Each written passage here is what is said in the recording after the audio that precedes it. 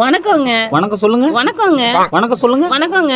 அம்மா அவர் வணக்கம் சொல்ல வந்த விஷயத்த சொல்ல சரி சரி சரி. எனக்கு 2 பசங்க. பெரிய பையன் பரத்து.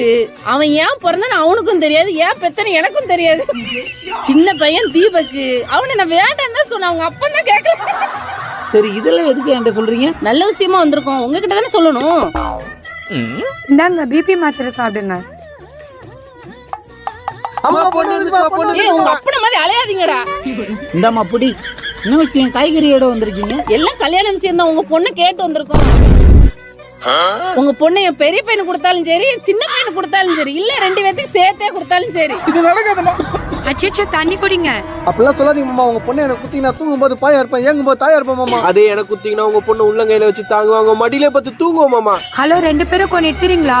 சின்ன பொண்ணுமா நீ? உனக்கு என்னமா தெரியும்? பொண்ணை பெத்த விடுறீங்க, நல்ல நாளா சொல்லுங்க, கை நினைச்சிருவோம். ஹலோ ஆன்ட்டி, அவர் என்ன பெத்தவர் இல்ல, என்ன கட்டினவரு.